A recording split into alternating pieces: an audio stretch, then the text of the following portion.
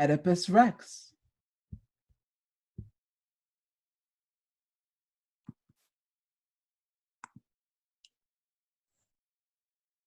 The royal house of Thebes.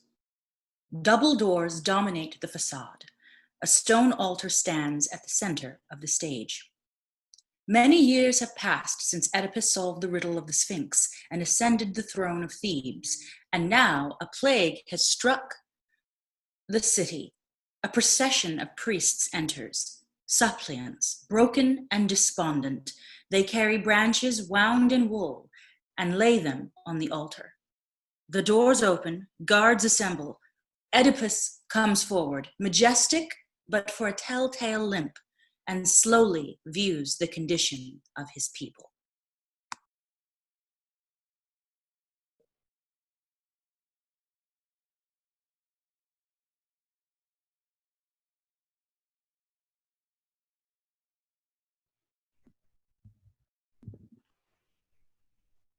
Oh, my children, the new blood of ancient Thebes, why are you here, huddling at my altar, praying before me, your branches wound in wool? Our city reeks with the smoke of burning incense, rings with cries for the healer and wailing for the dead. I thought it wrong, my children, to hear the truth from others, messengers. Here I am myself. You all know me. The world knows my fame. I am Oedipus. Speak up, old man. Your years, your dignity. You should speak for the others. Why here and kneeling? What preys upon you so? Some sudden fear, some strong desire? You can trust me. I am ready to help. I'll do anything. I would be blind to misery, not to pity my people kneeling at my feet. O Oedipus, king of the land, our greatest power, you see before you now men of all ages, clinging to your altars. Here are boys, still too weak to fly from the nest. And here the old, bowed down with the years, the holy ones, a priest of Zeus, myself. And here the picked, unmarried men, the young hopes of Thebes, and all the rest.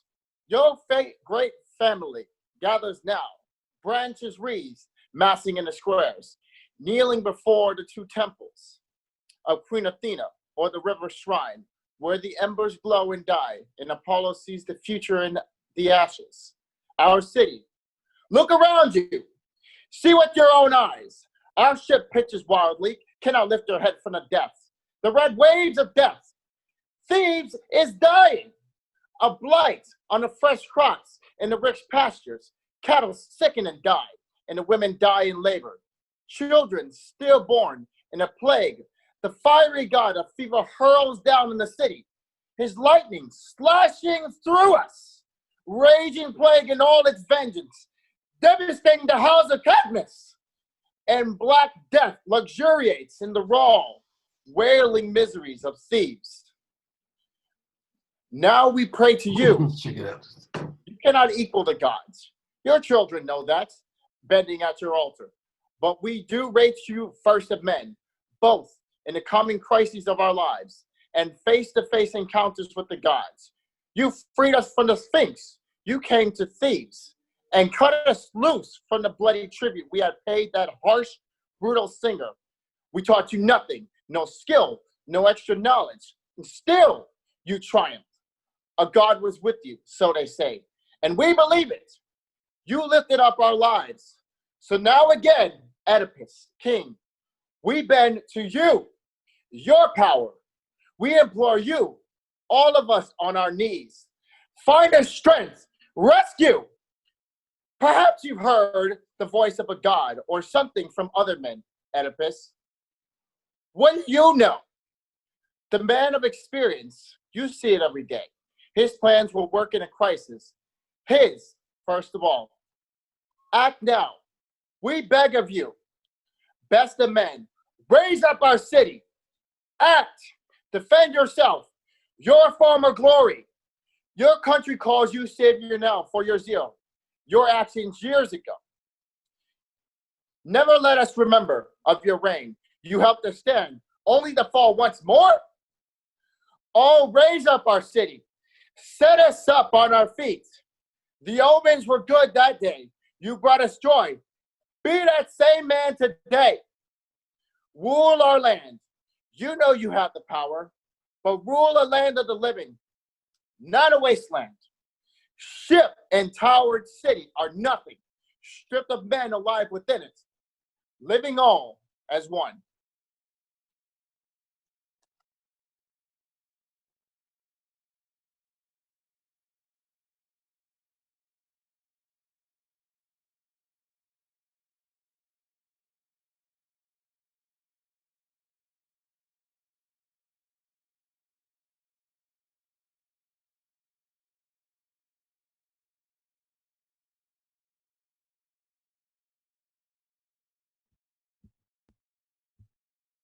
My children, I pity you. I see. How could I fail to see what longings bring you here? Well, I know you are sick to death, all of you, but sick as you are, not one is sick as I. Your pain strikes each of you alone, each in the confines of himself, no other. But my spirit grieves for the city, for myself, and all of you. I wasn't asleep, dreaming. You haven't wakened me. I have wept through the nights. You must know that. Groping, laboring over many paths of thought. After a painful search, I found one cure. I acted at once. I sent Creon, my wife's own brother, to Delphi, Apollo the prophet's oracle, to learn what I might do or say to save our city. Today's the day. When I count the days gone by, it torments me. What is he doing? Strange. He's late. He's gone too long. But once he returns, then I'll be a traitor if I do not do all the god makes clear. Timely words. The men over there are signaling. Creon's just arriving. Lord Apollo, let him come with a lucky word of rescue, shining like his eyes. Welcome news. I think he's crowned. Look, and the laurel wreath is bright with berries. We'll soon see. He's close enough to hear.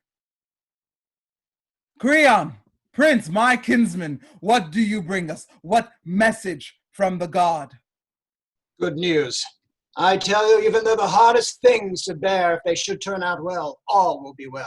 Of course, but what were the god's words? There's no hope and nothing to fear in what you've said so far. If you want my report in the presence of these people, I'm ready now, or we might go inside. Speak out. Speak to us all. I grieve for these, my people, far more than I fear for my own life. Very well.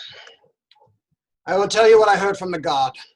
Apollo commands us, he was quite clear, drive the corruption from the land, but don't harbor it any longer past all cure. Don't nurse it in your soil. Root it out! How can we cleanse ourselves? What rights? What's the source of the trouble? Banish the man, or pay back blood with blood. Murder sets the plague storm on the city. Whose murder? Whose fate does Apollo bring to light? Our leader, my lord, once a man called Laius, before you came and put us straight on course. I know, or so I've heard. I never saw the man myself. Well, he was killed, and Apollo commands us now. It could not be more clear. Pay the killers back, whomever is responsible. Where on earth are there? Where to find it now, the trail of the ancient guilt so hard to trace? Here in Thebes, he said. Whatever is salt can be caught, you know. Whatever's neglected slips away. But where in the palace, the fields, or foreign soil, where did Laius meet his bloody death? He went to consult an oracle, Apollo said, and he set out and never came home again. No messenger? No fellow traveler saw what happened? Someone to cross-examine? No. They're all killed but one. He escaped, terrified. He could say nothing clearly, nothing of what he saw, but just one thing. What's that? One thing could hold the key to it all. A small beginning gives us grounds for hope. He said that thieves attacked them. A whole band, not single-handed, cut King Laius down. A thief? So daring, so wild, he'd kill a king? Impossible! Unless conspirators paid him off in Thebes.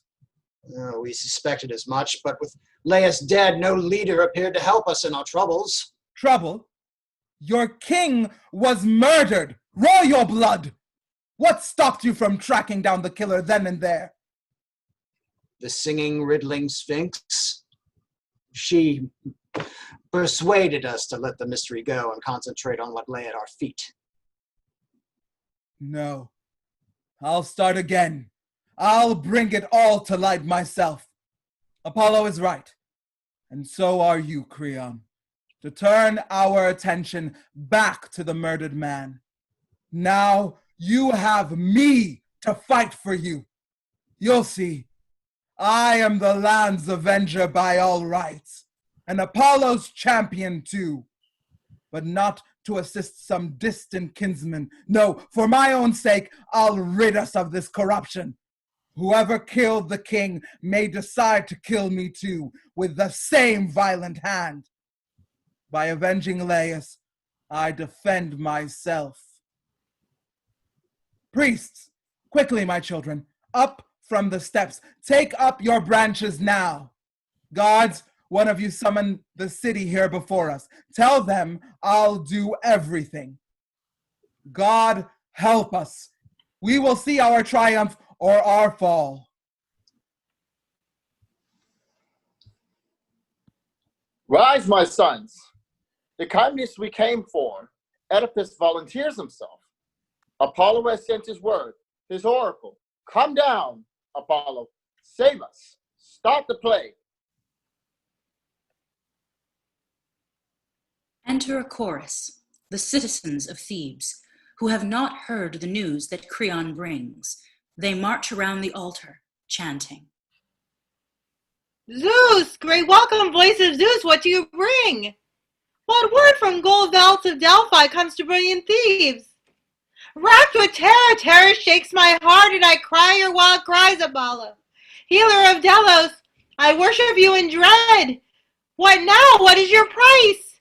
Some new sacrifice? Some ancient rite from the past? Come around again each spring?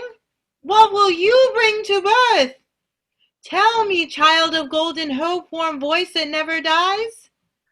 You are the first I call, daughter of Zeus, deathless Athena. I call your sister Artemis, heart of the marketplace, enthroned in glory, guardian of our earth. I call Apollo, archer astride the thunderheads of heaven. Oh, triple shield against death, shine before me now! If ever, once in the past, you stopped some ruin launched against our walls, you hurled the flame of pain far, far from Thebes. You gods, come now, come down once more. No, the miniseries, numbless grief on grief, no end. Too much to bear, we're all dying. Oh, my people, Thebes is like a great army dying, and there is no sword of thought to save us, no! And the fruits of our famous earth, they will not ripen, no! And the women cannot scream from their pangs to birth, screams for the healer, children dead in the womb. And life goes on, life goes down. You can watch them go like seabirds winging west, out tracing the day's fire. Down the horizon, irresistibly streaking on the shores of evening. Death, so many deaths, numberless deaths on deaths, no end. Thebes is dying. Look, her children stripped of pity. Generations strewn on the ground, unburied, unwept. The dead spreading death, and the young wives and gray-haired mothers with them cling to the altars, trailing in from all over the city. Thebes, city of death, one long courtage, and the suffering rises. Wails for mercy rise, and the wild hymn for the healer blazes out, clashing with our sobs, our cries of mourning. O golden daughter of God, send rescue radiant as the kindness in your eyes. Drive him back, the fever, the god of death, that a god of raging war. Not armored in bronze, not shielded, now he burns me. Battle cries in the onslaught burning on. Oh, rout him from our borders, sail him, blast him out to the sea queen's chamber, the black Atlantic Gulf, or the northern harbor, death to all, where the Thracian surf comes crashing. Now what the night spares, he comes by day and kills the god of death. O Lord of the storm cloud, you who twirl the lightning, Zeus, Father, thunder death to nothing. Apollo, Lord of the light, I beg you, whip your longbow's golden cord, showering arrows at our enemies. Shafts of power, champion strong before us, rushing on. Artemis, huntress, torches flaring over the eastern ridges, ride death down in pain. God of the headdress, gleaming gold, I cry to you. Your name and ours are one. Dionysus, come with your face aflame with wine. Your raving women's cries. Your army on the march. Come with the lightning, come with the torches blazing. Eyes ablaze with glory. Burn that god of death that all gods hate. You pray to the gods. Let me grant your prayers. Come, listen to me. Do what the plague demands. You'll find relief and lift your head from the depths. I will speak out now as a stranger to the story, a stranger to the crime. If I'd been present then, there would have been no mystery, no long hunt without a clue in hand. So now, counted a native Theban years after the murder, to all of Thebes I make this proclamation. If any one of you knows who murdered Laius, the son of Labdacus, I order him to reveal the whole truth to me. Nothing to fear. Even if he must denounce himself, let him speak up, and so escape the brunt of the charge. He will suffer no unbearable punishment. Nothing worse than exile, totally unharmed.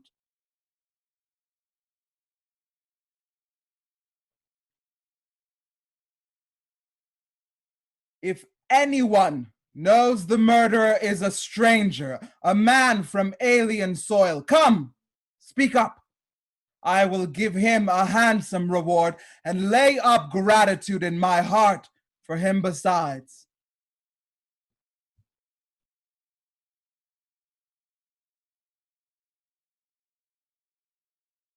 But if you keep silent, if anyone panicking, trying to shield himself or friend or kin rejects my offer, then hear what I will do.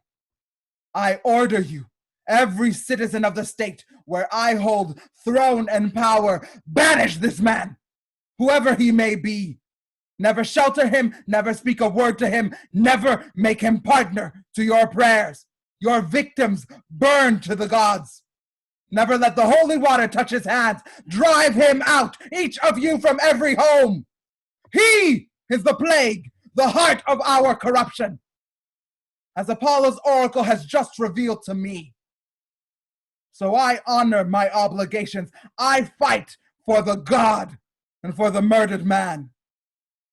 Now my curse on the murderer, whoever he is, a lone man unknown in his crime or one among many. Let that man drag out his life in agony, step by painful step. I curse myself as well, if by any chance He proves to be an intimate of our house, here at my hearth with my full knowledge. May the curse I just called down on him strike me. These are your orders. Perform them to the last. I command you, for my sake, for Apollo's, for this country. Blasted root and branch by the angry heavens, even if God had never urged you on to act, how could you leave the crime uncleansed so long? A man so noble, your king, brought down in blood. You should have searched. But I am the king now. I hold the throne that he held then, possess his bed, and a wife who shares our seed. Why, our seed might be the same. Children born of the same mother might have created blood bonds between us, if his hope of offspring had not met disaster. But fate swooped at his head and cut him short. So I will fight for him, as if he were my father. Stop at nothing, search the world to lay my hands on the man who shed his blood, the son of Labdacus, descendant of Polydorus, Cadmus of old and Agenor, founder of the line. Their power and mine are one.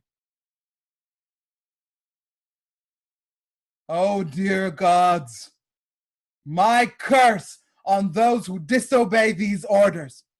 Let no crops grow out of the earth for them, shrivel their women, kill their sons, burn them to nothing in this plague that hits us now, or something even worse. But you, loyal men of Thebes who approve my actions, may our champion justice, may all the gods be with us. Fight beside us to the end. In the grip of your curse, my king, I swear I'm not the murderer. I cannot point him out. As for the search, Apollo pressed it on us. He should name the killer. Quite right. But to force the gods to act against their will, no man has the power. Then, if I might mention the next best thing. The third best, too. Don't hold back. Say it. I still believe Lord Tiresias sees with the eyes of Lord Apollo. Anyone searching for the truth, my king, might learn it from the prophet, clear as day. I've not been slow with that. On Creon's cue, I sent the escorts twice within the hour. I'm surprised he isn't here. We need him. Without him, we have nothing but old, useless rumors. Which rumors? I'll search out every word. Laius was killed, they say, by certain travelers. I know, but no one can find the murderer. If the man has a trace of fear in him, he won't stay silent long, not with your curses ringing in his ears. He didn't flinch at murder. He'll never flinch at words. Enter Tiresias, the blind prophet, led by a boy with escorts and attendants. He remains at a distance. Here is the one who will convict him. Look, they bring him on at last. The seer, the man of God. The truth lives inside him alone. O Tiresias, masters of all the mysteries of our life, all you teach and all you dare not tell, signs in the heavens, signs that walk the earth. Blind as you are, you can feel all the more what sickness haunts our city. You, my lord, are the one shield, the one savior we can find. We asked Apollo. Perhaps the messengers haven't told you. He sent his answer back. Relief from the plague can only come one way. Uncover the murderers of Laius, put them to death, or drive them into exile. So I beg you, grudge us nothing now. No voice, no message plucked from the birds, the embers, or the other mantic ways within your grasp. Rescue yourself, your city, rescue me. Rescue everything infected by the dead. We are in your hands. For a man to help others with all his gifts and native strength, that is the noblest work. How terrible to see the truth, when the truth is only pain to him who sees. I knew it well, but I put it from my mind, else I never would have come.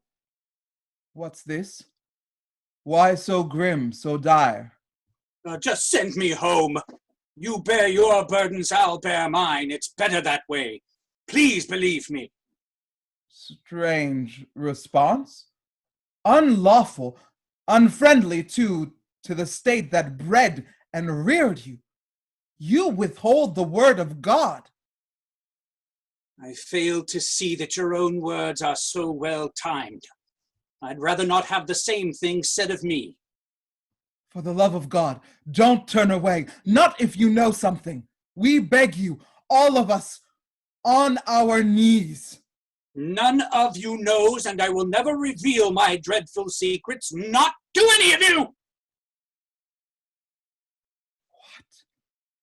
You Not know. to say your own. You know and you won't tell? You're bent on betrayal? Destroying Thebes? I'd rather not cause pain for you or me. So why this useless interrogation? You'll get nothing from me. Nothing! You scum of the earth! You'd enrage a heart of stone! You won't talk? Nothing moves you? Out with it, once and for all! You criticize my temper unaware of the one you live with? You revile me! Who could restrain his anger hearing you? What outrage! You spurn the city! What will come, even if I shroud it all in silence. What will come? You're bound to tell me that. I will say no more. Do as you like. Build your rage to whatever fever pitch you please. Rage your worst. Oh, I'll let loose. I have such fury in me. Now I see it all. You helped hatch the plot. You did the work, yes, short of killing him with your own hands. And given eyes, I'd say you did the killing single-handed. Oh, is that so? I charge you then.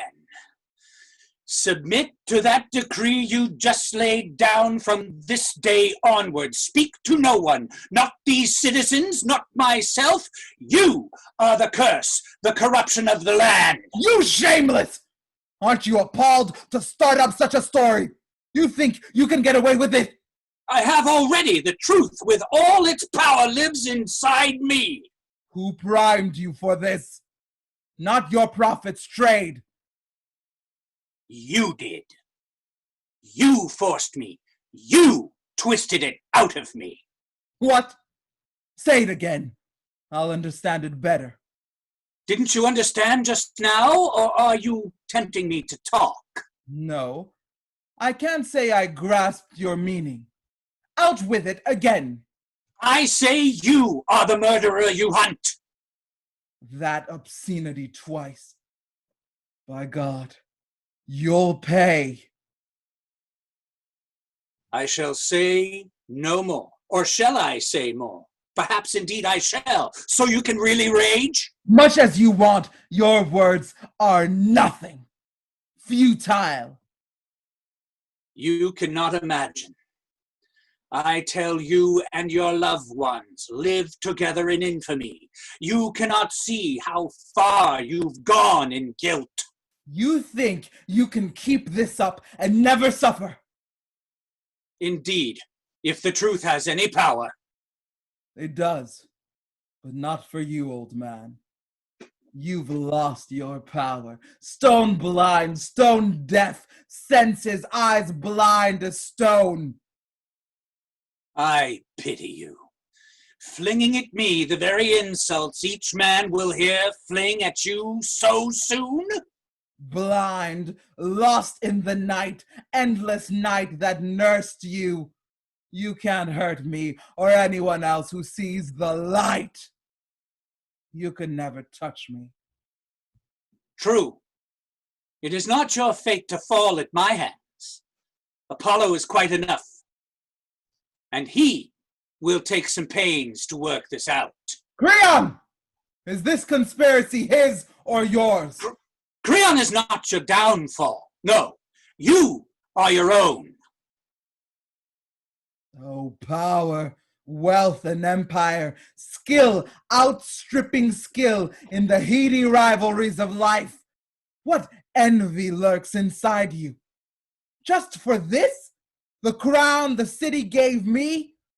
I never sought it, they laid it in my hands. For this alone, Creon, the soul of trust, my loyal friend from the start, steals against me. So hungry to overthrow me, he sets this wizard on me, this scheming quack, this fortune teller, peddling lies, eyes peeled for his own profit, seer blind in his craft. Come here, you pious fraud. Tell me, when did you ever prove yourself a prophet? When the Sphinx, that chanting fury, kept her death watch here, why silent then? Not a word to set our people free? There was a riddle, not for some passerby to solve. It cried out for a prophet. Where were you? Did you rise to the crisis? Not a word. You and your birds, your gods, nothing.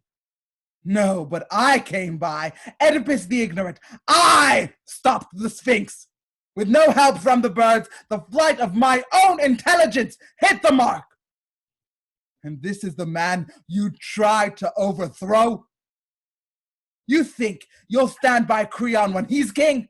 You and the great mastermind, you'll pay in tears, I promise you. For this witch hunt. If you didn't look so senile, the lash would teach you what your scheming means. I would suggest his words were spoken in anger. Oedipus, yours too. And it isn't what we need. The best solution to the oracle, the riddle posed by God, we should look for that. You are the king, no doubt. But in one respect, at least I am your equal. That is the right to reply. I claim that privilege too. I am not your slave. I serve Apollo. I don't need Creon to speak for me in public. So, you mock my blindness. Let me tell you this with your precious eyes. You are blind to the corruption of your life, to the house you live in, those you live with. Who are your parents? Do you know? All unknowing, you are the scourge of your own flesh and blood, the dead below the earth, and the living here above. And the double lash of your mother and your father's curse will whip you from this land one day, their footfall treading you down in terror, darkness shrouding your eyes that now can see light.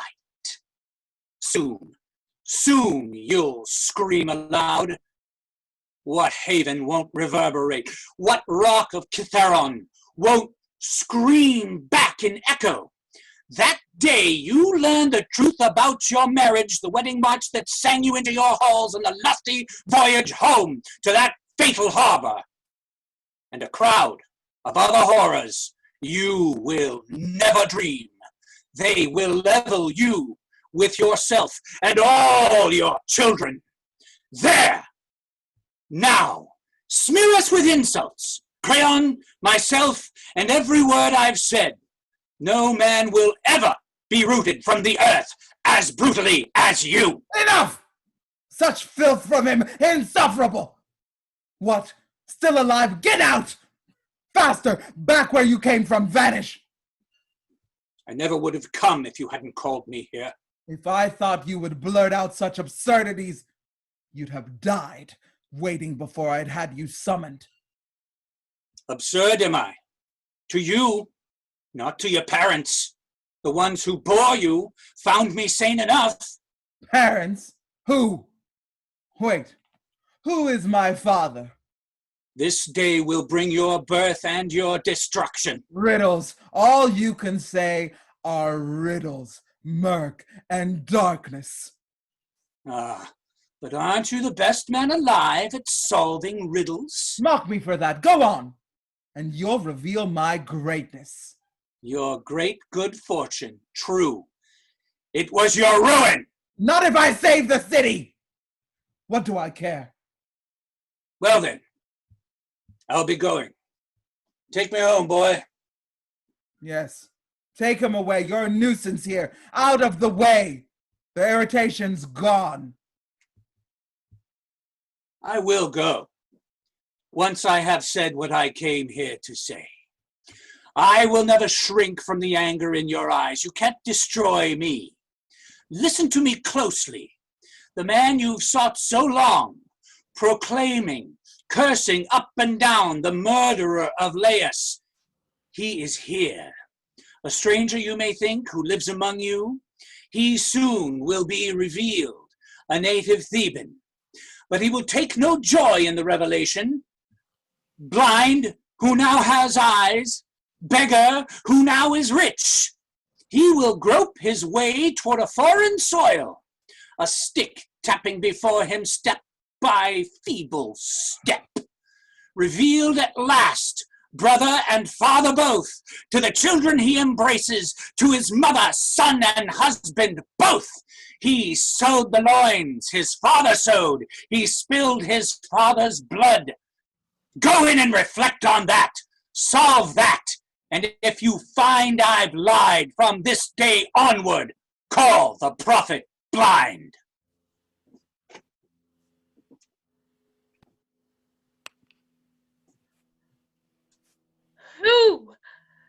Who is the man the voice of God denounces, resounding out of the rocky gorge of Delphi? The horror too dark to tell, whose ruthless, bloody hands have done the work. His time has come to fly, to outrace the stallions of the storm, his feet a streak of speed. Cased in armor, Apollo, son of the father, lunges on him, lightning bolts of fire, and the grim, unerring furies closing for the kill. Look, the word of God has just come blazing, flashing up Parnassus' snowy heights. The man who left no trace after him, hunt him down with all our strength. Now under bristling timber, up through the rocks and caves he stalks, like the wild mountain bull cut off from men. Each step in agony, frenzied, racing, blind. But he cannot outtrace the dead voices of Delphi, ringing out the heart of the earth. The dark wings beating around him, shrieking doom, the doom that never dies, the terror. The skilled prophet scans the birds and shatters me with terror. I can't accept him, can't deny him, don't know what to say. I'm lost, and the wings of dark foreboding beating. I cannot see what's come, what's still to come. And what could breed a blood feud between Laius' house and the son of Polybus? I know of nothing, not in the past and not now. No charge to bring against our king, no cause to attack his fame that ranks throughout Thebes. Not without proof, not for the ghost of Laius, not to avenge a murder gone without a trace. Zeus and Apollo know. They know the great masters of all the dark and depths of human life. But whether a mere man can know the truth, whether a seer can fathom more than I, there is no test, no certain proof. Though matching skill for skill, a man can outstrip his rival. No, not till I see these charges proved will I side with his accusers. We saw him then, when the she-shock swept against him, saw with our own eyes his skill, his brilliant triumph. There was the test. He was the joy of Thebes. Never will I convict my king, never in my heart.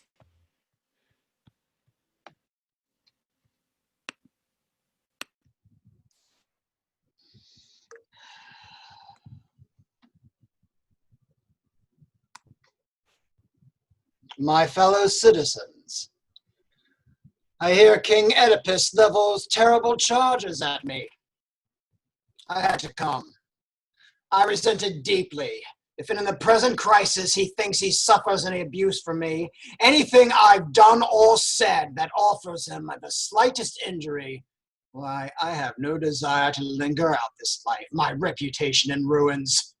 The damage I'd face from such an accusation is nothing simple. No, there is nothing worse, branded a traitor in the city, a traitor to all of you and all my good friends. True. But a slur might have been forced out of him by anger, perhaps, not any firm conviction. The charge was made in public, wasn't it? I put the prophet up to spreading lies. Such things were said. I don't know with what intent, if any. Was his glance steady? His mind right when the charge was brought against me? I really couldn't say. I never look to judge the ones in power. Wait, here's Oedipus now. You, here, you have the gall to show your face before the palace gates. You, plotting to kill me, kill the king. I see it all. The marauding thief himself scheming to steal my crown and power. Tell me, in God's name, what did you take me for? Coward or fool, when you spun out your plot? Your treachery. You think I never detected creeping against me in the dark, or sensing it not defend myself? Aren't you the fool? You and your high adventure, lacking numbers, powerful friends, out for the big game of empire. You need riches, armies to bring that quarry down. Are you quite finished? It's your turn to listen for just as long as you've instructed me. Hear me out and then judge me on the facts. You've a wicked way with words, Creon, but I'll be slow to learn. From you, I find you a menace, a great burden to me. Just one thing. Hear me out in this. Just one thing. Don't tell me you're not the enemy, the traitor. Look, if you think crude, mindless stubbornness such a gift, then you've lost your sense of balance. If you think you can abuse a kinsman, then escape the penalty. You're insane. Fair enough, I grant you. But this injury you've said I've done, what is it? Did you induce me, yes or no, to send for that sanctimonious prophet? I did, and I'd do the same again. All right, then. Tell me, how long is it now since Laius What did he do? vanished, swept from sight, murdered in his tracks? The count of years would run you far back. And that far back was the prophet at his trade. Skilled as he is today, and just as honored. Did he ever refer to me then at that time? No, never, at least when I was in his presence. But you did investigate the murder, didn't you? We did our best, of course. Discovered nothing. But the great seer never accused me then. Why not? I don't know, and when I don't, I keep quiet. You do know this. You tell it too. If you had a shred of decency. What? If I know, I won't hold back. Simply this. If the two of you had never put heads together, we would never have heard about my killing Laius. If that's what he says, well, you know best. But now I have a right to learn from you as you've just learned from me. Learn your fill. You will never convict me of the murder. Tell me, you're married to my sister, aren't you? A genuine discovery. There's no denying that. And you rule the land with her with equal power. She receives from me whatever she desires. And I am one of the third. All of us are equals? Yes. And it's there you show your stripes. You betray a kinsman. Not at all. Now, if you see things calmly, rationally, as I do, Look at it this way first. Who in their right mind would rather rule and live in anxiety than sleep in peace? Particularly if he enjoys the same authority. Not I. I'm not the man to yearn for kingship, not with the king's power in my hands. Who would? No one with any sense of self-control. Now, as it is, you offer me all I need, not a fear in the world. But if I wore the crown, there'd be many painful duties to perform, hardly to my taste. How could kingship please me more than influence, power without a qualm? I'm not that deluded yet to reach for anything but privilege outright, profit free and clear.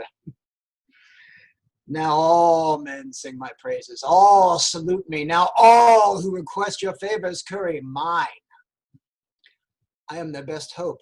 Success rests in me. And why give up that, I ask you, and borrow trouble? A man of sense, someone who sees things clearly, would never resort to treason. No, I could have no lust in conspiracy for me, nor could I ever suffer one who does. Do you want proof? Well, go to Delphi yourself. Examine the oracle and see as if I reported the message word for word. And this too, if you detect that I and the clairvoyant have plotted against you in common. Arrest me, execute me, not on the strength of one vote, two, in this case, mine as well as yours. But don't convict me on the sheer unverified surmise. How wrong it is to take the good for bad purely at random, or take the bad from good, but to reject a friend, a kinsman. I would just as soon as tear the life within us, priceless life itself. You'll learn this well without fail in time. Time alone can bring the just man to light. The criminal you can spot in one short day. Good advice, my lord, for anyone who wants to avoid disaster. Those who jump to conclusions may go wrong. When my enemy moves against me quickly, plots in secret, I move quickly too. I must. I plot and I pay him back. Relax my guard a moment, waiting his next move. He wins his objective, I lose mine. What do you want? You want me banished? No, I want you dead. Just to show how ugly a grudge can... So, still stubborn, you don't think I'm serious? I think you're insane. Quite sane in my behalf. Not just as much in mine. You, my mortal enemy. What if you're wholly wrong? No matter. I must rule. Not if you rule unjustly. Hear him, Thebes! My city! My city too, not yours alone! Please, my lords. Look, Jocasta's coming, just in time too. With her help, you must put this fighting of yours to rest. You no sense, poor misguided men. Such shouting and this public outburst. Aren't you ashamed? With the land so sick to stir up private quarrels? Into the palace now. And Creon, you go home. Why make such a furor over nothing? My sister, it's dreadful. Oedipus, your husband, he's bent on a choice of punishments for me. Banishment from the fatherland or death. Precisely. I caught him in the act, Jocasta, plotting about to stab me in the dark. Never! Oh, curse me. Let me die and be damned. If I've done you any wrong, you charge me with that. God, believe it, Oedipus. Honor the solemn oath he swears to heaven. Do it for me, for the sake of all your people. Believe it. Be sensible. Give way, my king, I beg you. What do you want from me, concessions? Respect him. He's been no fool in the past. And now he's strong with the oath he swears to God. You know what you're asking. I do.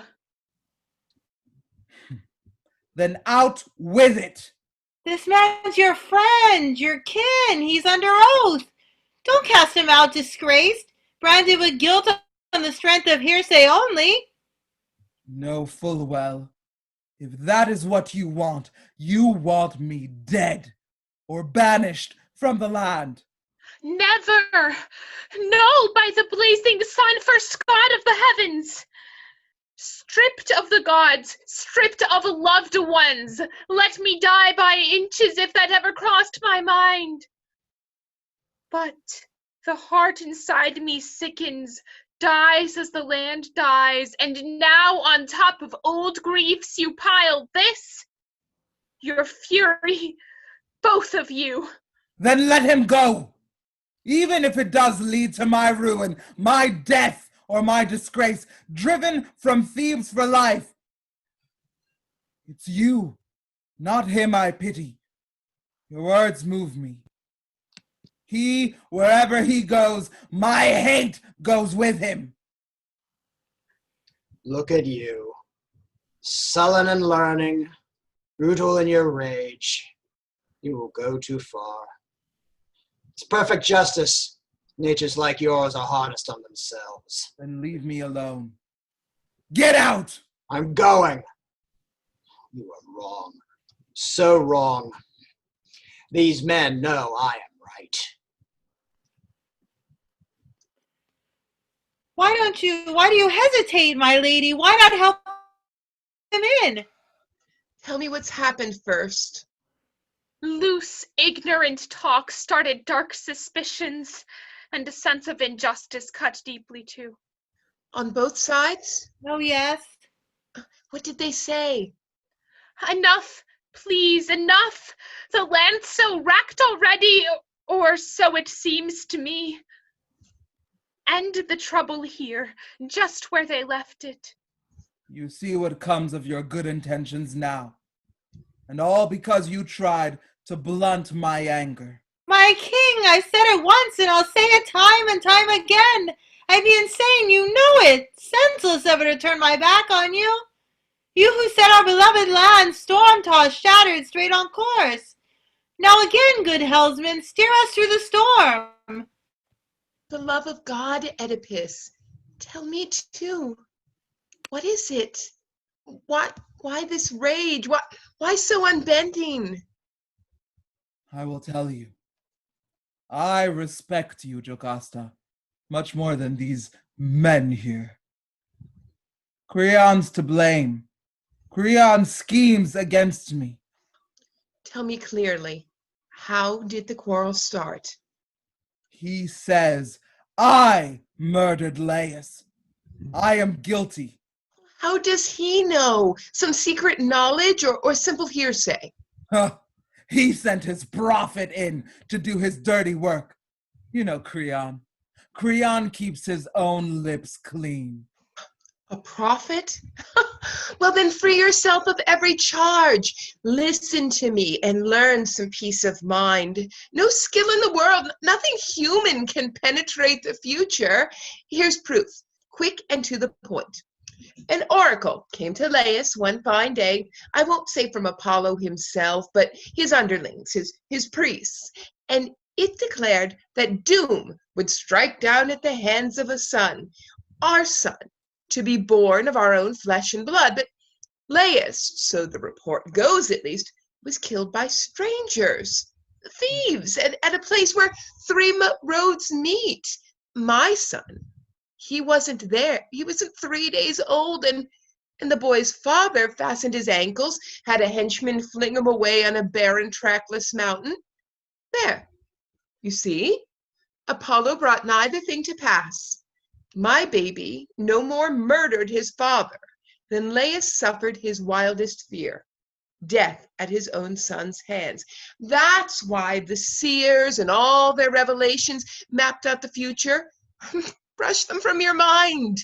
Whatever the god needs and seeks, he'll bring to light himself with ease. Strange. Hearing you just now, my mind wandered, my thoughts racing back and forth. What do you mean? Why so anxious, startled? I thought I heard you say that Laius was cut down at a place where three roads meet. Well, that was the story. It hasn't died out yet. Where did this thing happen? Be precise. A place called a Focus, where two branching roads, one from Dahlia and one from Delphi, come together, a crossroads. When? How long ago? The heralds no sooner reported Laius dead than you appeared, and they hailed you King of Thebes. My God. My God. What have you planned to do to me? What, Oedipus? What haunts you so? Not yet. Laius, how did he look? Describe him. Had he reached his prime? Well, he was swarthy, and the gray had just begun to streak his temples, and his build wasn't far from yours. Oh, no, no, no. I think I've just called down a dreadful curse upon myself. I simply didn't know. What are you saying? I shudder to look at you. I have a terrible fear. The blind seer can see. I'll know in a moment. One thing more. Anything, afraid as I am. Ask. I'll answer. All I can. Did he go with a light or heavy escort? Several men at arms, like a lord, a king? Well, there were 5 in the party, a herald among them, and a single wagon carrying Laius. Now I can see it all, clear as day. Who told you all this at the time, Jocasta?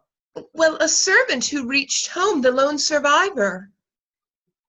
So, could he still be in the palace, even now? No, indeed.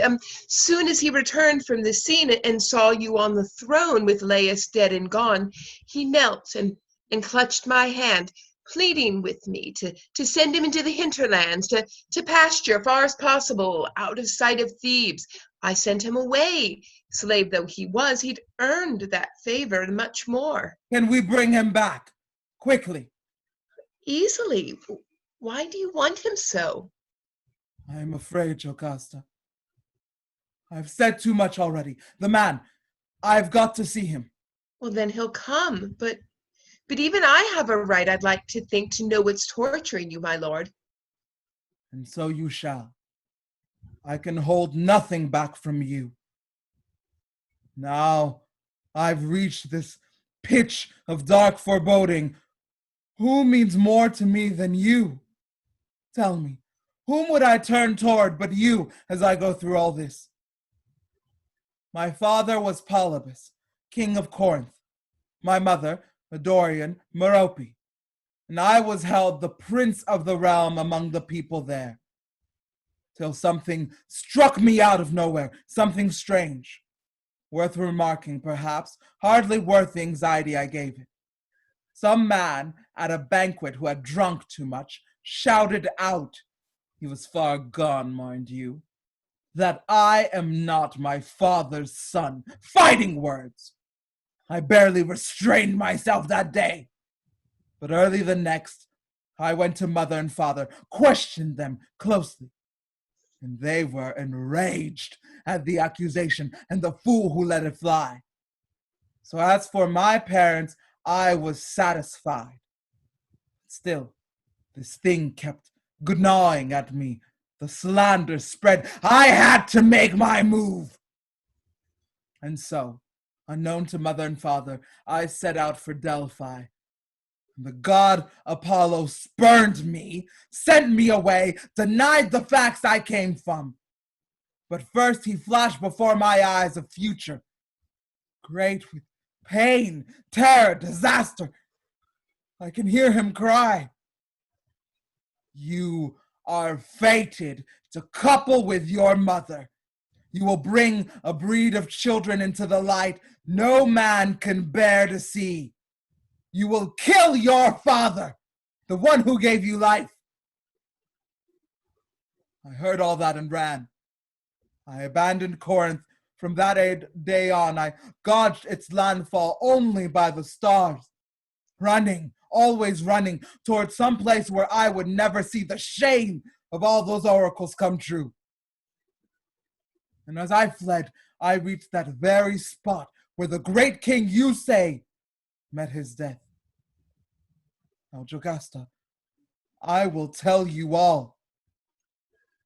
Making my way toward this triple crossroad, I began to see a herald, then a brace of colts drawing a wagon, and mounted on the bench, a man, just as you've described, coming face to face, and the one in the lead and the old man himself were about to thrust me off the road, brute force! And the one shouldering me aside, the driver, I strike him in anger. And the old man watching, coming up along his wheels, he bring down his prods, 2 prongs straight at my head. I paid him back with interest. Short work, by God, with one blow of the staff in this right hand, I knock him out of his high seat, roll him out of the wagon, sprawling, headlong, I killed them all, every mother's son. Oh, but if there is any blood tie between Laius and this stranger, what man alive more miserable than I? More hated by the gods. I am the man no alien, no citizen welcomes to his house. Law forbids it. Not a word to me in public, driven out of every hearth and home, and all these curses no one but I brought down these piling curses on myself. And you, his wife, I've touched your body with these. The hands that killed your husband covers you with the blood. Wasn't I born for torment? Look me in the eyes. I am abomination, heart and soul. I must be exiled, and even in exile never see my parents, never set foot on native ground again. Else I am doomed to couple with my mother and cut my father down. Polybus, who reared me, gave me life. But why? Why? Wouldn't a man of judgment say, and wouldn't he be right? Some savage power has brought this down upon my head. Oh no. Not that, you pure and awesome gods, never let me see that day. Let me slip from the world of men, vanish without a trace before I see myself stained with such corruption, stained to the heart. My lord, you fill our hearts with fear. But at least until you question the witness, do take hope. Exactly. He is my last hope. I am waiting for the shepherd. He is crucial. And once he appears, what then? Why so urgent? I will tell you. If it turns out that his story matches yours, I've escaped the worst. What did I say? What struck you so? You said thieves. He told you a whole band of them murdered Laius. So if he still holds to the same number, I cannot be the killer. One cannot equal a many. But if he refers to one man, one alone, clearly the scales come down on me. Impossible. Trust me, I told you precisely what he said, and he can't retract it now. The whole city heard it, not just I, and even if he should vary his first report by one man more or less, still, my lord, he could never make the murder of Laius truly fit the prophecy. Apollo was explicit. My son was doomed to kill my husband. My son.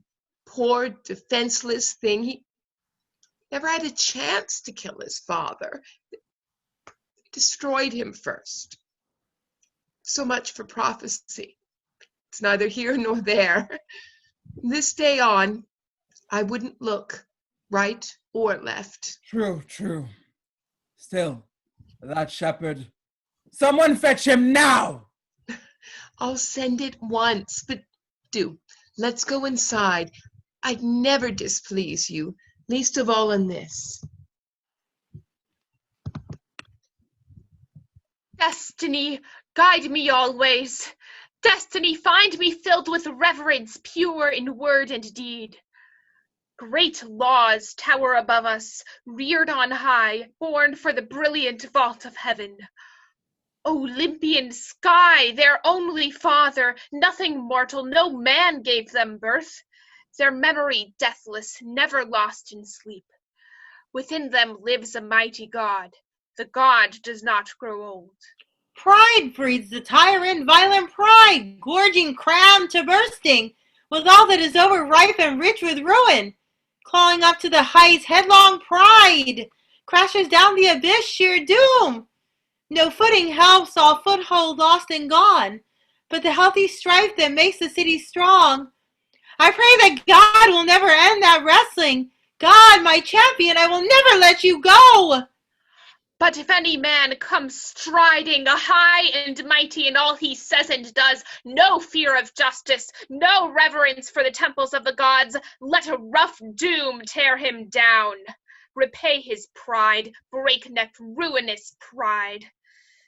If he cannot reap his profits fairly, cannot restrain himself from outrage, mad, laying hands on the holy things untouchable. Can such a man so desperate so boast? Can he save his life from the flashing bolts of God? If all such violence goes with horror, now why join the sacred dance?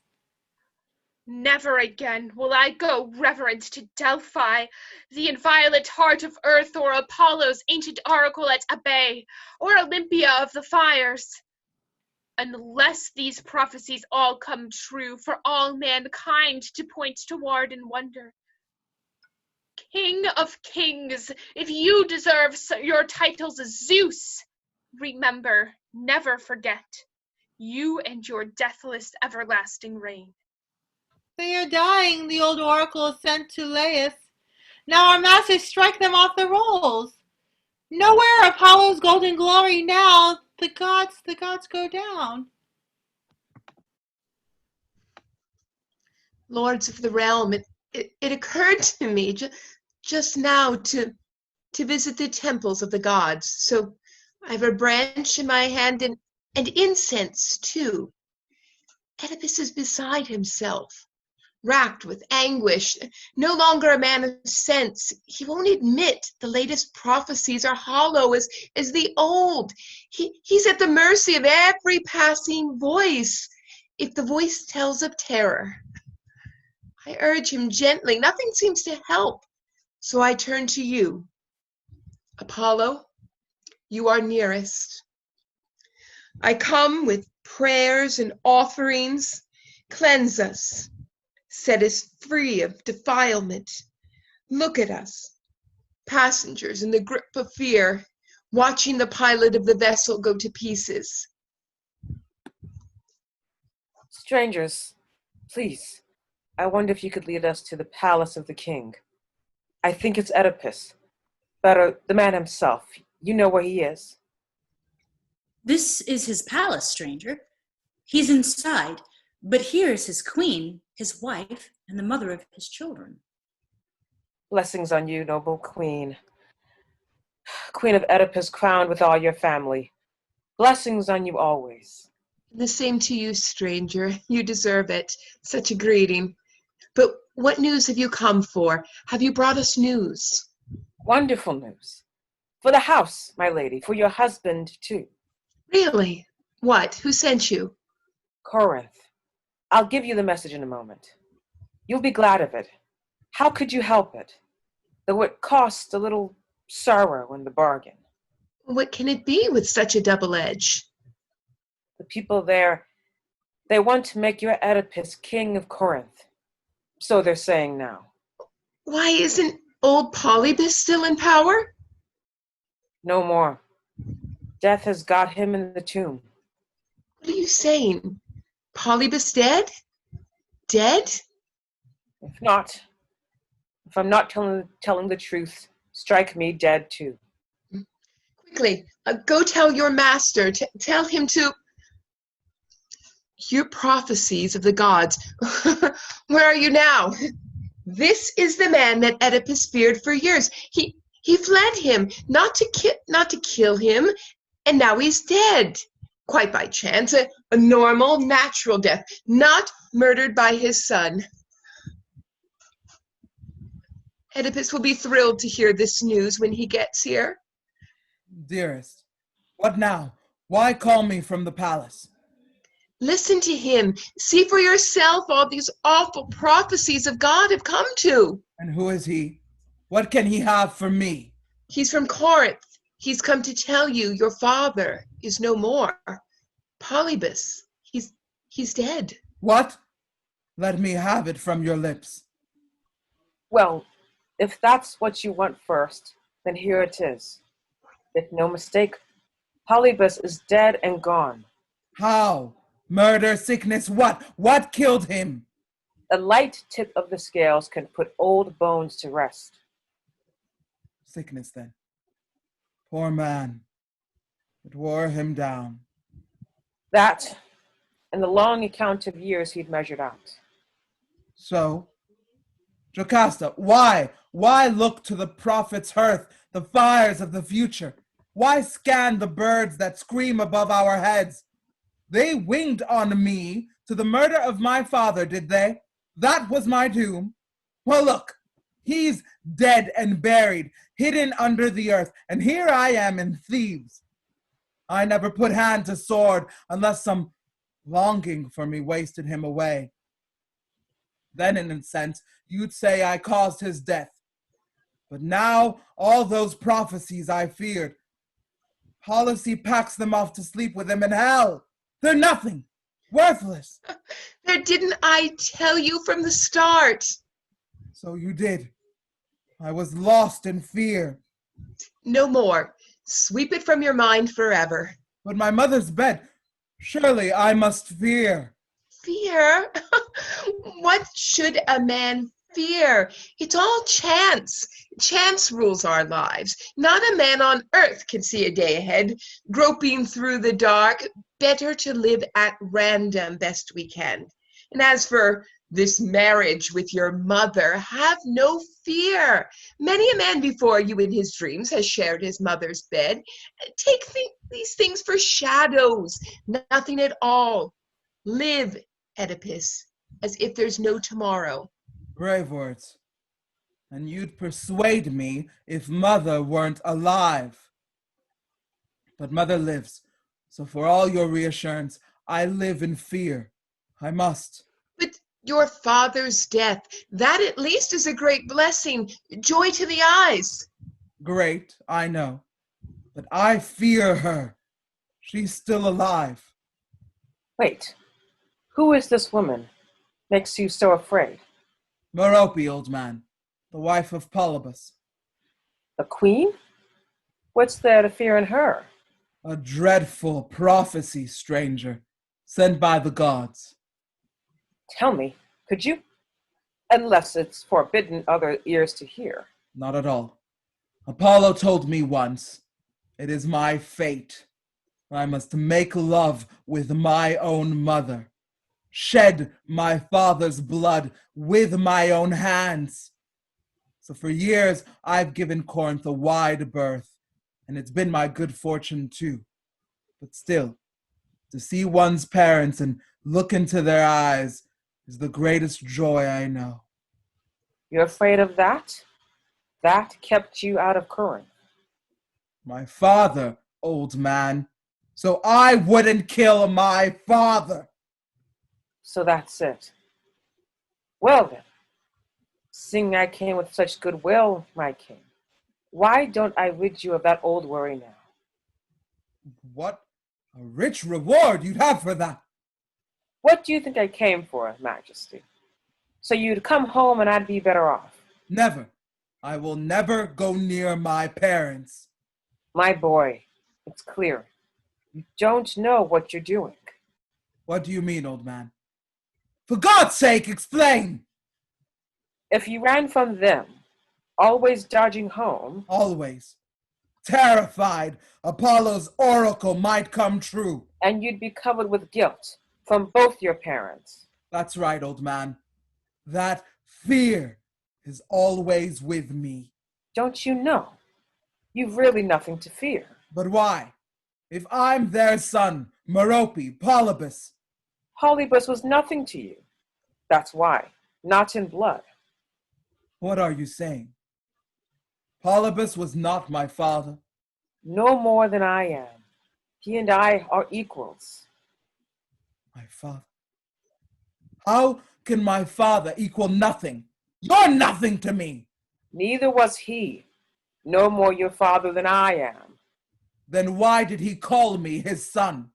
You were a gift years ago. Know for a fact he took you from my hands. No. From another's hands? Then how could he love me so? He loved me deeply. True. And his early years without a child made him love you all the more. And you? Did you buy me? Find me by accident? I stumbled on you, down the woody flanks of Mount Kithaeron. So close. What were you doing here? Just passing through? Watching over my flocks, grazing them on the slopes. A herdsman, were you? A vagabond, scraping for wages? Your savior, too, my son, in your worst hour. Oh. When you picked me up, was I in pain? What exactly? Your ankles, they tell the story. Look at them. Why remind me of that old affliction? Your ankles were pinned together. I set you free.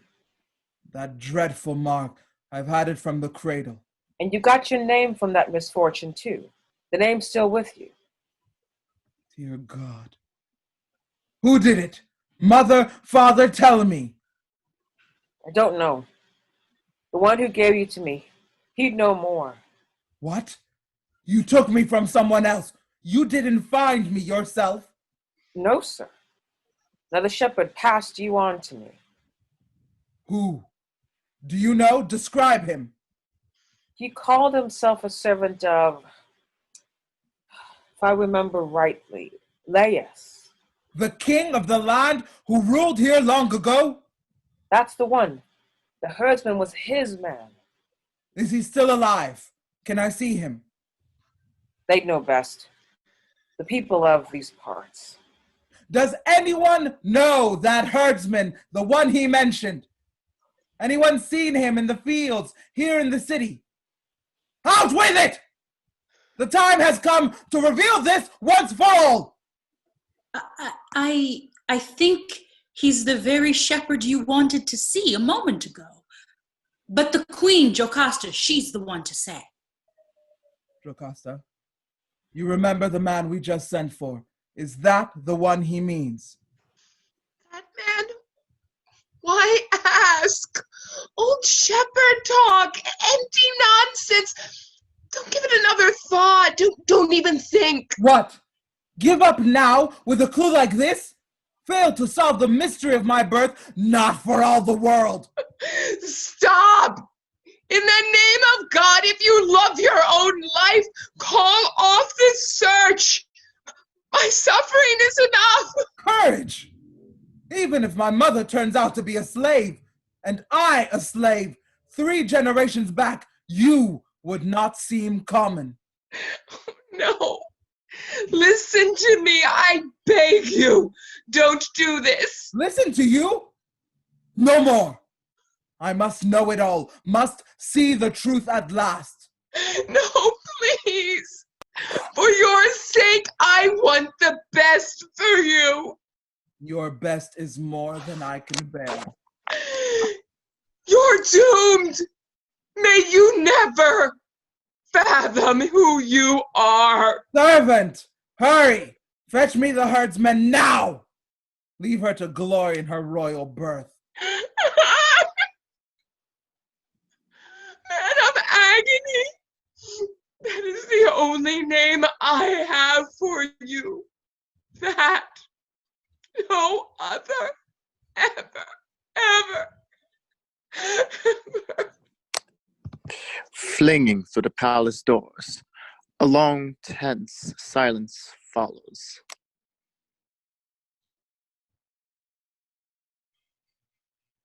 Where's she gone, Oedipus? Rushing off. Such wild grief. I'm afraid that from this silence something monstrous may come bursting. Let it burst. Whatever will, whatever must, I must know my birth, no matter how common it may be. I must see my origins face to face.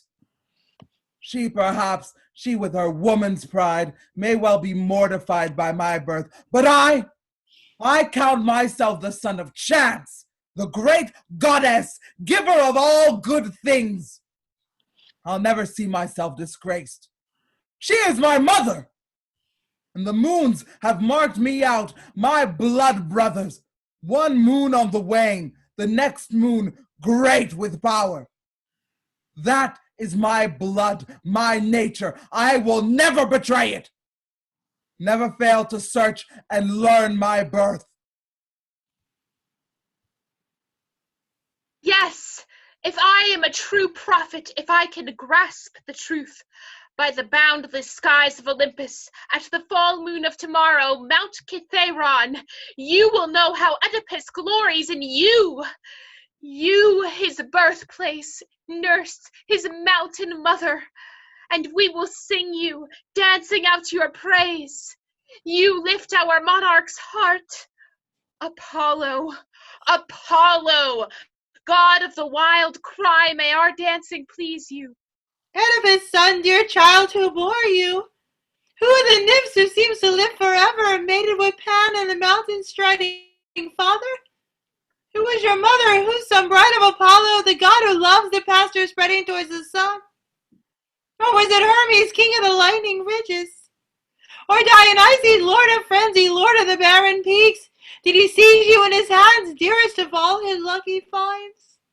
Found by the nymphs, their warm eyes dancing, gift to the Lord who loves them, dancing out his joy. I never met the man, my friends. Still, if I had to guess, I'd say that's the shepherd, the very one we've looked for all along. Brothers in old age, two of a kind, he and our guest here. At any rate, the ones who bring him in are my own men. I recognize them.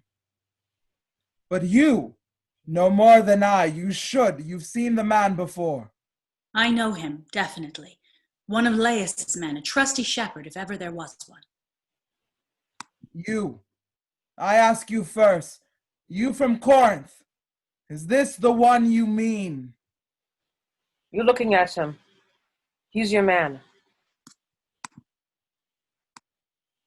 You, old man, come over here. Look at me. Answer all my questions. Did you ever serve King Laius?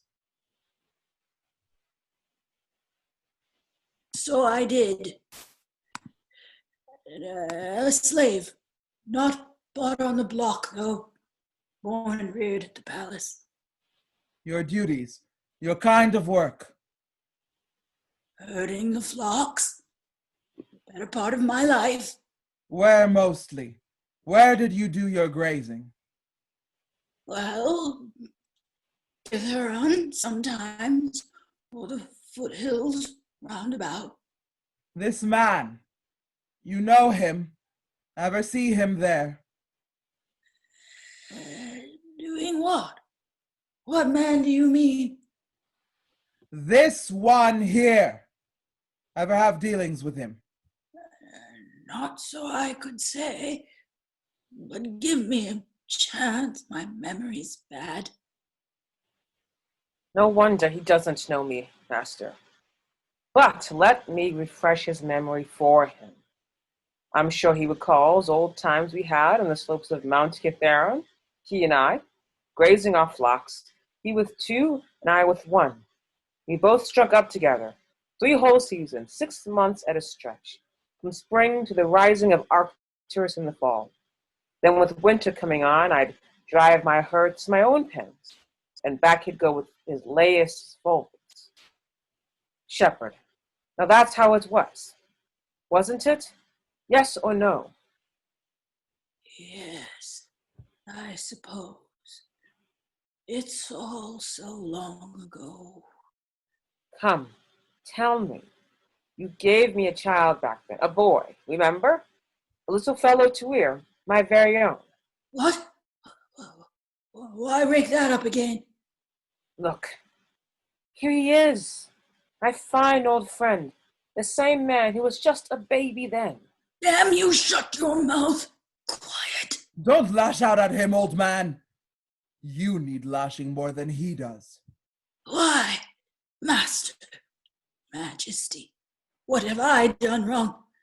You won't answer his question about the boy. He's talking nonsense, wasting his breath. So, you won't talk willingly. Then you'll talk with pain. No, dear God, don't torture an old man. Twist his arms back! Quickly! God help us, why? What more do you need to know? Did you give him that child? He's asking. I did. I wish to God I died that day. You've got your wish if you don't tell the truth. The more I tell, the worse the death I'll die. Our friend here wants to stretch things out, does he? No. I gave it to him. I just said so. Where did you get it? Your house, someone else's? It wasn't mine, no. I got it from someone. Which one of them? Whose house?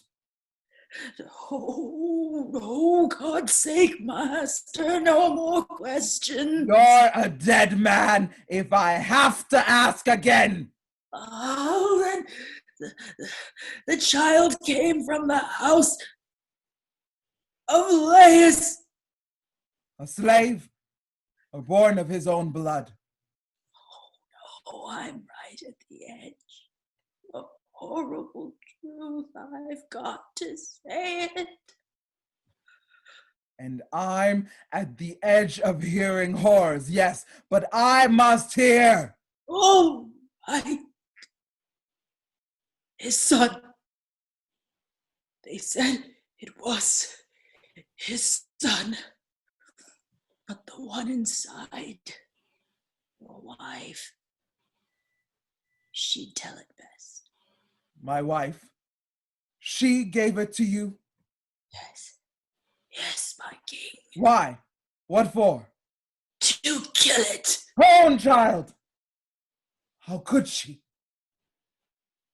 She was afraid. Writing prophecies. What? They said he'd kill his parents. But you gave him to this old man. Why? I pitied the little baby, Master. Hoped he'd take him off to his own country, far away. But he saved him for this fate. If you are the man he says you are, believe me, you were born for pain. Oh God. All come true, all burst to light. Oh, light! Now let me look my last on you. I stand revealed at last, cursed at my birth, cursed in marriage, cursed in the lives I cut down with these hands!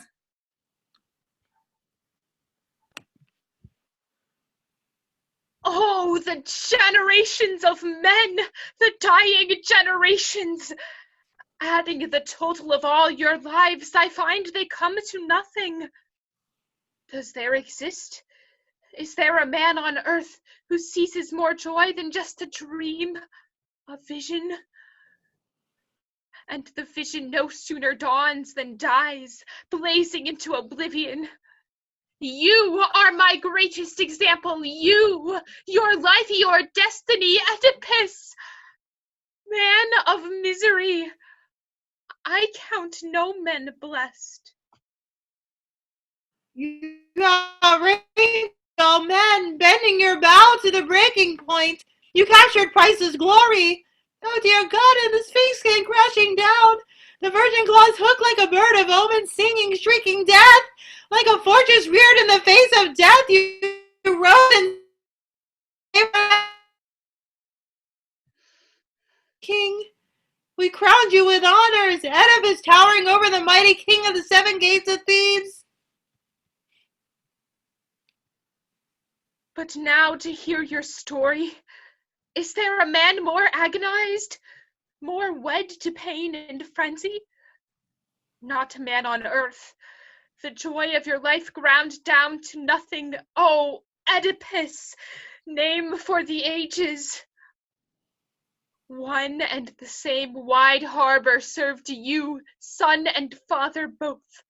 Son and father came to rest in the same bridal chamber. How could the furrows your father plowed bear you, your agony harrowing on in silence so long? But for now all your power, time, all seeking time has dragged you to the light. Judge your marriage monsters from the start, the son and the father tangling both one. O child of Laius, would to God I've never seen you, never!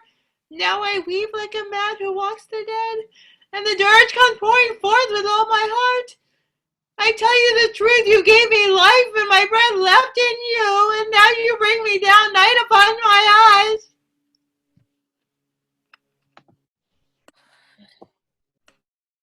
Men of Thebes, always first in honor.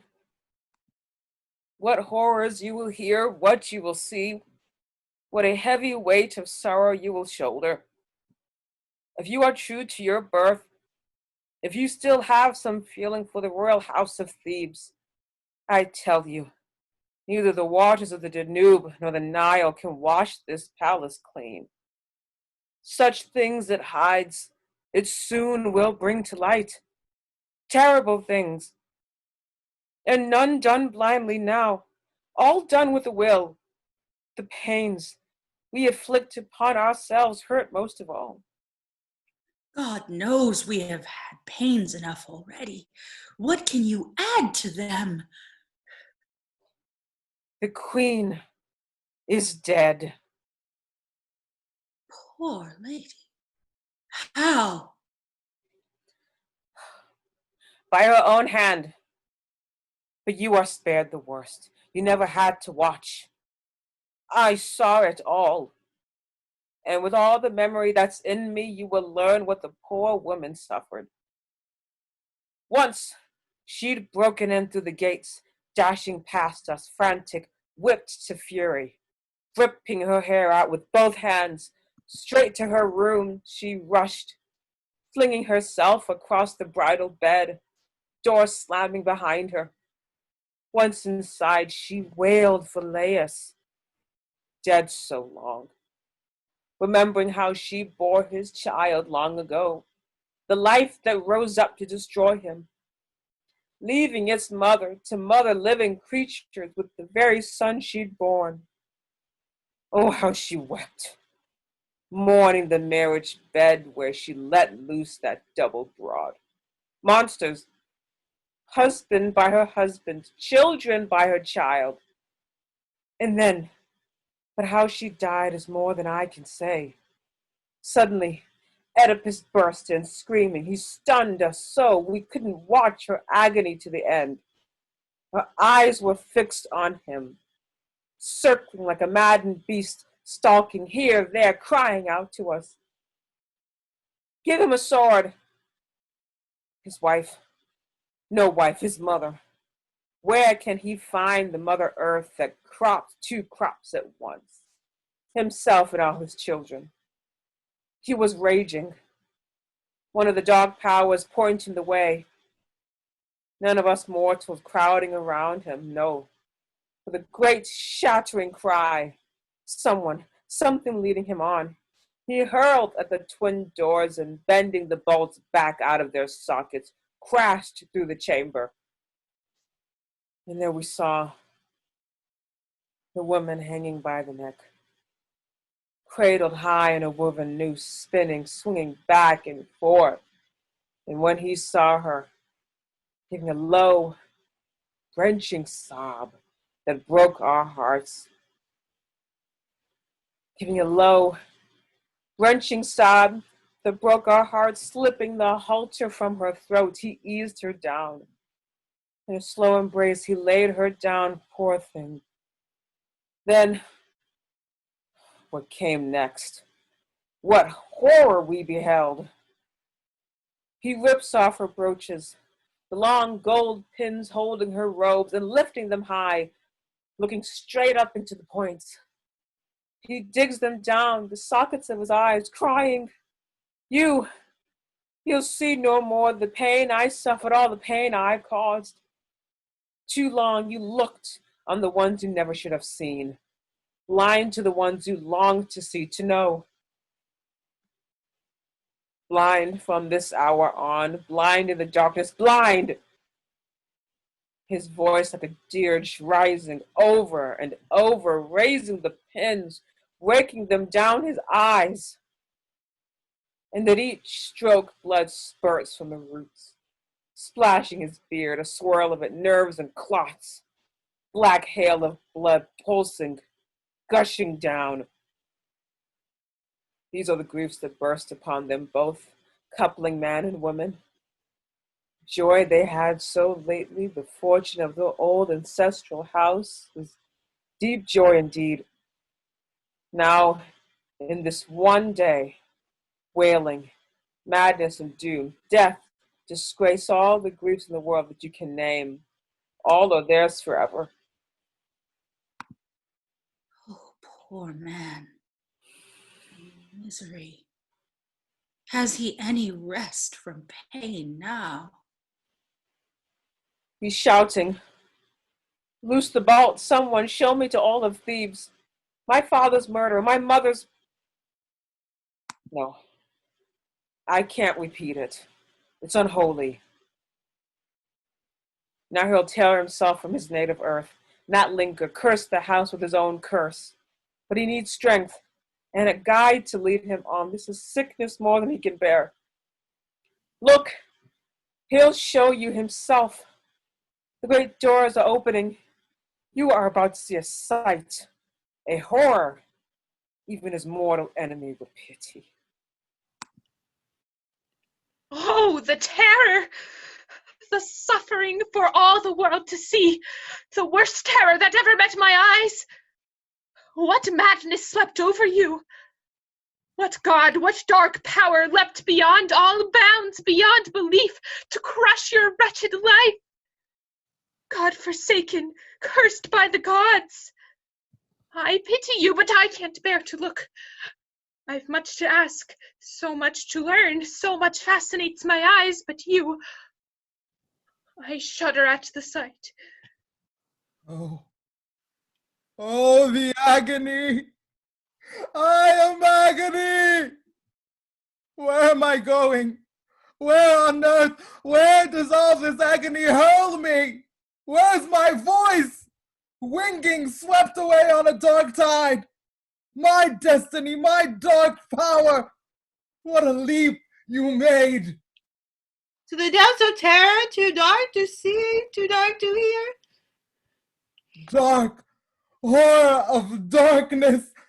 My darkness drowning, swirling around me, crashing wave on wave. Unspeakable, irresistible headwind, fatal harbor. Oh, again, the misery all at once over and over. The stabbing dagger stab of memory, breaking me insane. No wonder you suffer twice over the pain of your wounds, the lasting grief of pain.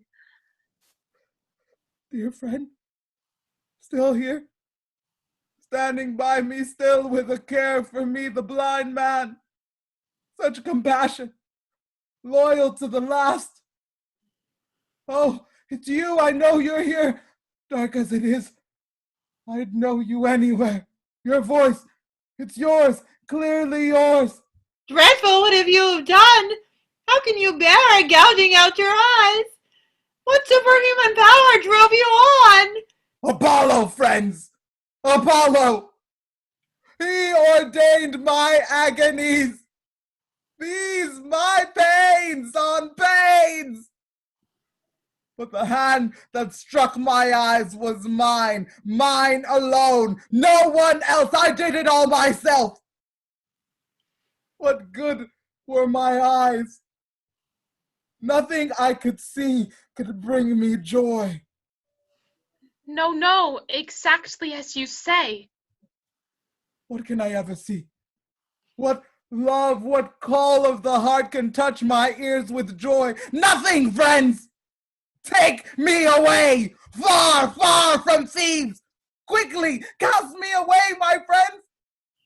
This great murderous ruin, this man cursed to heaven! The man the deathless gods hate most of all! Pitiful you suffer so. You understand so much.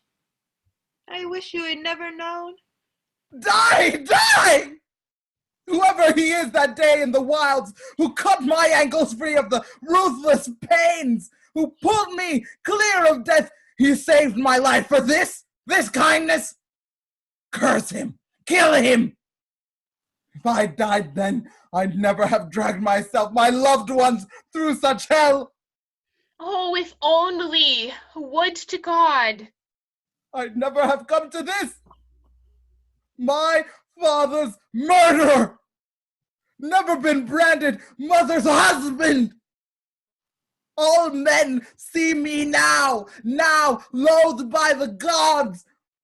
Son of the mother I defiled, coupling in my father's bed, spawning lives in the loins that spawned my wretched life. What grief can crown this grief? It's mine alone, my destiny. I am Oedipus. How can I say you've chosen for the best? Better to die than be alive and blind! What I did was best. Don't lecture me. No more advice. I with my eyes. How could I look my father in the eyes when I go down to death? Or mother, so abused, I have done such things to the two of them. Crimes too huge for hanging. Worse yet, the sight of my children, born as they were born, how could I long to look into their eyes? No, not with these eyes of mine, never! Not the city either, her high towers, the sacred glittering images of her gods. I am misery. I, her best son, reared as no other son of Thebes was ever reared. I've stripped myself. I gave the command myself.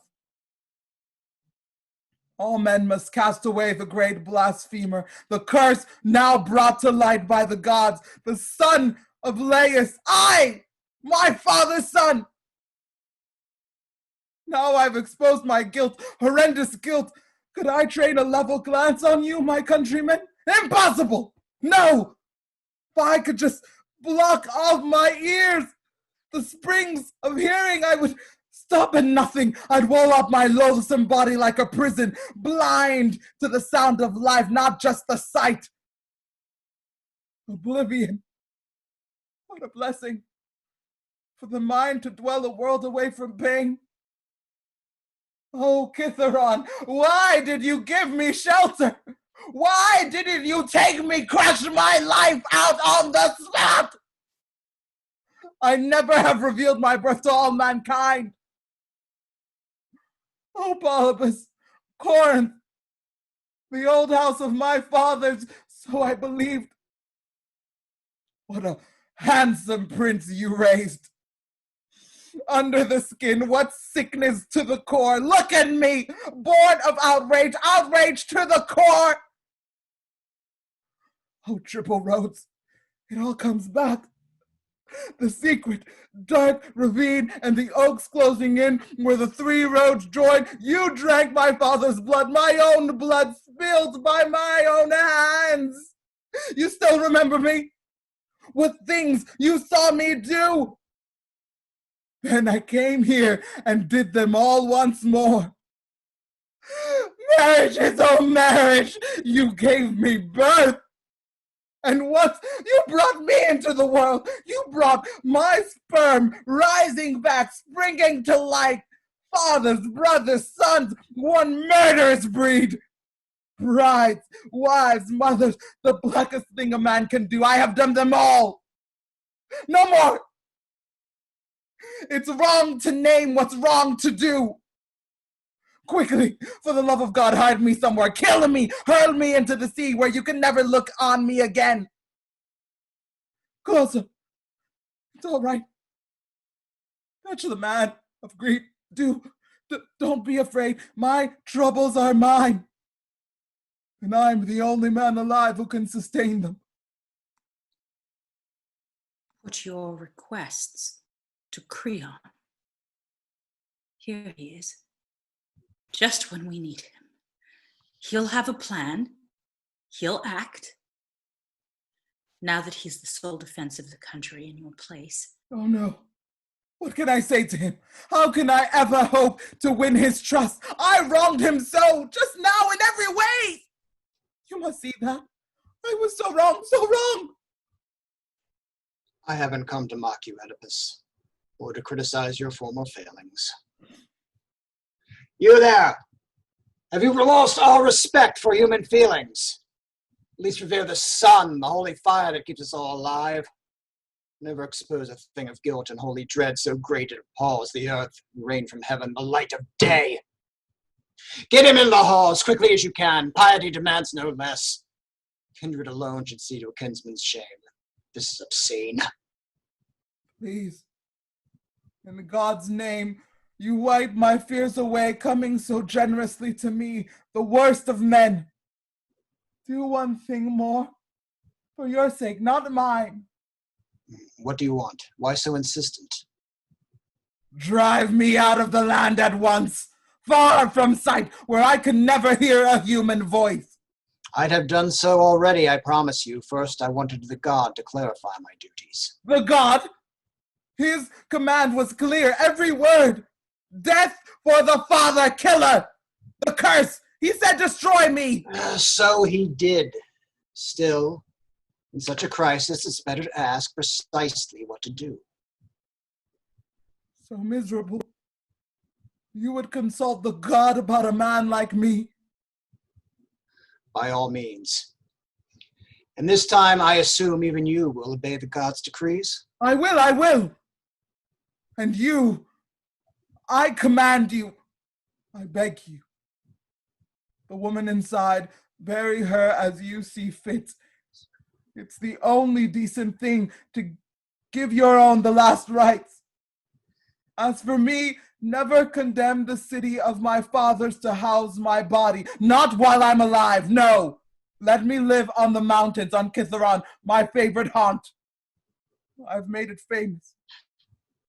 Mother and father marked out that rock to be my everlasting tomb, buried alive. Let me die there, where they tried to kill me. Oh, but this I know. No sickness can destroy me. Nothing can. I would never have been saved from death. I have been saved for something great and terrible, something strange. Well, let my destiny come and take me on its way. About my children, Creon. The boys, at least, don't burden yourself. They're men. Wherever they go, they'll find the means to live. But my two daughters, my poor, helpless girls, clustering at our table, never without me, hovering near them. Whatever I touched, they always had their share. Take care of them, I beg you.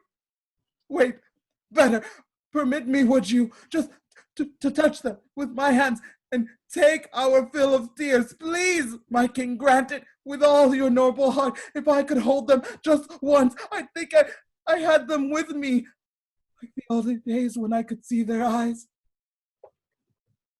Antigone and Ismene, two small children, are led in from the palace by a nurse. What's that? Oh God! Do I really hear you sobbing, my two children?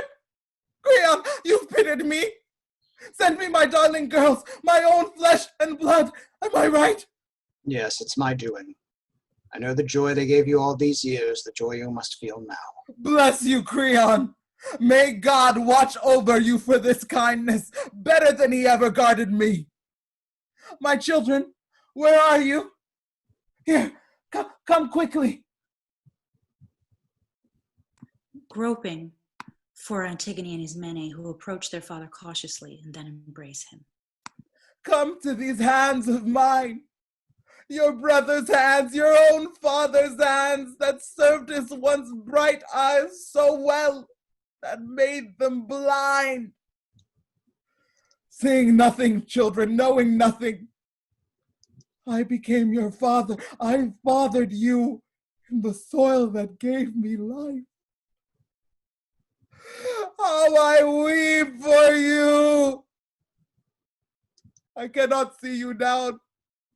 Just thinking of all your days to come, the bitterness, the life that rough mankind will thrust upon you. Where are the public gatherings you can join, the banquets of the clans?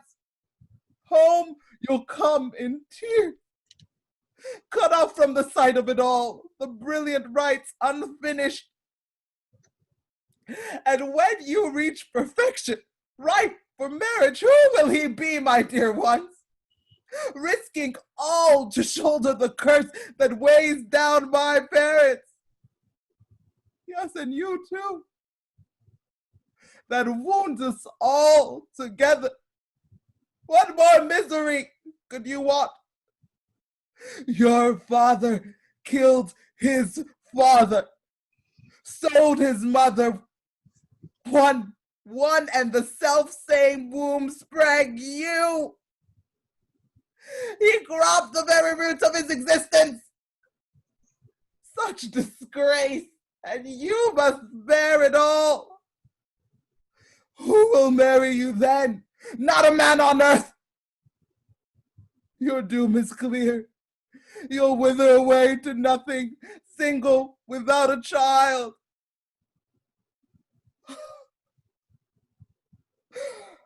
Oh, Creon, you are the only father they have now. We who brought them into the world are gone, both gone at a stroke. Don't let them go begging, abandoned women without men. Your own flesh and blood, never bring them down to the level of my pains. Pity them, look at them. So young, so vulnerable. Shorn of everything, you're their only hope. Promise me, noble Creon. Touch my hand.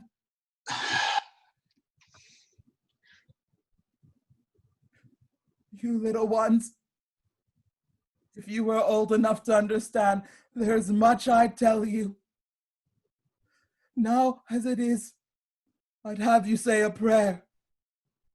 Pray for life, my children. Live where you are free to grow and season. Pray God you find a better life than mine, the father who begot you. Enough. You've whipped enough. Into the palace now. I must, but I find it very hard. Time is the great healer, you will see. I am going. You know on what condition? Tell me. I'm listening. Drive me out of Thebes in exile. Not I. Only the gods can give you that. Surely the gods hate me so much. You'll get your wish at once. You consent? I try to say what I mean. It's my habit. Then take me away. It's time. Come along. Let go of the children. No! Don't take them away from me! No, no, no, no, no! Still the king, the master of all things? No more. Here your power ends. None of your power follows you through life.